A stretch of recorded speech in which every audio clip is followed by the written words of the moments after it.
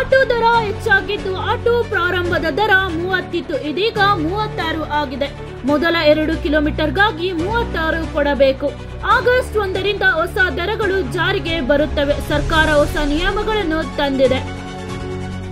Auto ಪ್ರತಿ ಕಿಲೋಮೀಟರ್ಗೆ 18 ರೂಪಾಯಿ ಶುಲ್ಕ. 2 ಕಿಲೋಮೀಟರ್ ಬಳಿಕ ಪ್ರತಿ ಕಿಲೋಮೀಟರ್ಗೆ 18 ರೂಪಾಯಿ ವಸೂಲಾಗುತ್ತದೆ.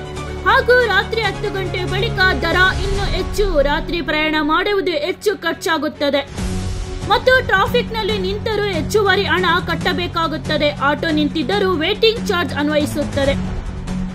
ಈ ದರಗಳ ಬಗ್ಗೆ ಹೊಸ ಆಪ್ಗಳಿಂದ ಪರಿಶೀಲಿಸಬಹುದು. ಮೋಸ ತಪ್ಪಿಸಲು ಈ ಆಪ್ಗಳು ಸಹಾಯ ಮಾಡುತ್ತವೆ. ಈಗ ಜನತೆ ಹೆಚ್ಚು ದರ ಬೇಡ ಎಂದು ಕೋಪಗೊಂಡಿದ್ದಾರೆ. ಹೆಚ್ಚಿನ ಜನರು ಈ ದರ ಏರಿಕೆ ವಿರೋಧ ವ್ಯಕ್ತಪಡಿಸುತ್ತಿದ್ದಾರೆ. ಬಸ್ಗಿಂತ ಆಟೋ ದುಬಾರಿ ಆಗಿದೆ. ಜನರು ಬಸ್ ಅಥವಾ ಮೆಟ್ರೋ ಕಡೆ ತಿರುಗುತ್ತಿದ್ದಾರೆ. ಈಗಾಗಲೇ ಆಟೋಗಳಿಗೆ GPS ಅಳವಡಿಕೆ ಕಡ್ಡಾಯವಾಗಿದೆ. ದರ ಲೂಟಿಕೆಯಿಂದ ತಪ್ಪಿಸಲು ಸರ್ಕಾರ ಈ ಕ್ರಮ ತೆಗೆದುಕೊಂಡಿದೆ. ಅಧಿಕ ದರ ಕೇಳಿದರೆ ಪೊಲೀಸರಿಗೆ ದೂರು ನೀಡಬಹುದು. ಸರ್ಕಾರ ದೂರುಗಳಿಗೆ ವ್ಯವಸ್ಥೆ ಮಾಡಿದೆ.